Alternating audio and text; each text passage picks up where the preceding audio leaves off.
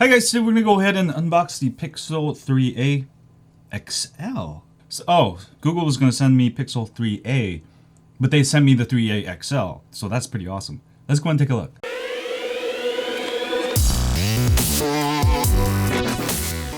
Alright guys, so this is the box that comes in. This is the purplish color.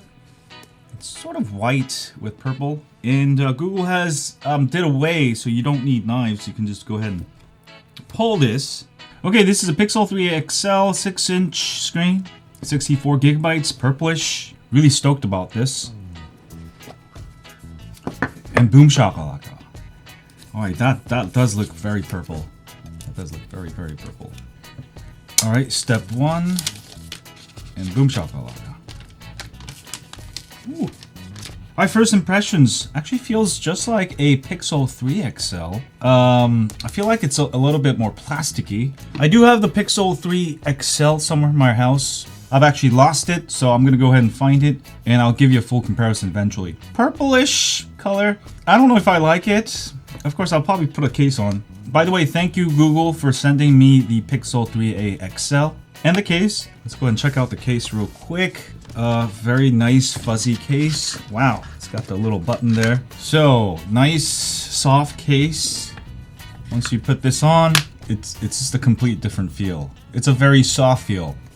So really like the case. I'm just gonna leave it on. Let me go ahead and power this on, and let's see what's in the rest of the box. We got SIM card tool, user guide, more G stickers. This is nice. And we got USB Type-C to C cables and USB OTG adapter, so you can go ahead and transfer all of your data from your other Androids, or obviously you can use this to connect all your USB peripherals, including USB flash drive, mouse, keyboard, blah, blah, blah. Nice packaging. I'm gonna put it back because I gotta do a Korean unboxing. And it comes with a adapter. This one is rated for 5 volts 3 amps and 9 volts 2 amps. Alright, so it should fast charge using USB PD. Alright, let's go ahead and power on this bad boy. Right. Well, that's pretty much what's in the box. But let's go ahead and power up this bad boy and see. Now, all the Pixel 3a devices have eSIM, which means if you use Google Fi or any network that supports eSIM, you don't need to use a SIM card. Of course, there is a SIM card tray also. And for those of you headphone lovers, there is a headphone jack. That is a real nice touch. Okay, I'm gonna go ahead and set it up real quick. Let me go ahead and sign in real quick. Okay, I'm gonna go ahead and use Google Fi. I guess Sprint also supports eSIM on the Fis. Oh, sorry, with the Pixel 3a. And I do have my Google Fi service currently on my regular Pixel 3. Now, the beauty of Google Fi is that you can easily move your number from your old phone to the new phone like that just by signing in. So it's already activating. So I don't have to mess with SIM cards. I can just sign in and boom, I can go ahead and move my number. And then we'll just deactivate your number in other phones. So it's already been activated. Let's go ahead and set up the fingerprint sensor. And I'm gonna go ahead and set this up. Really love the fingerprint sensor. It's so fast, practical. I'm actually really tired of in-fingerprint sensor. I've been using the Galaxy S10 Plus for a while, and recently I switched to the LG G8. Oh man, it's so much easier with just a rear fingerprint sensor. Alright, that's pretty much the setup. Display looks pretty good. That's at the brightest setting. So it does ship with Android 9. You can obviously sign up for the beta and get Android Q beta on it if you want. Yeah, let's go ahead and take a quick look at the camera. Looks good. Alright, at this point, I'm probably going to go out and obviously test it against my Pixel 3 on my other phones. So I'll have a full review and a bunch of comparisons.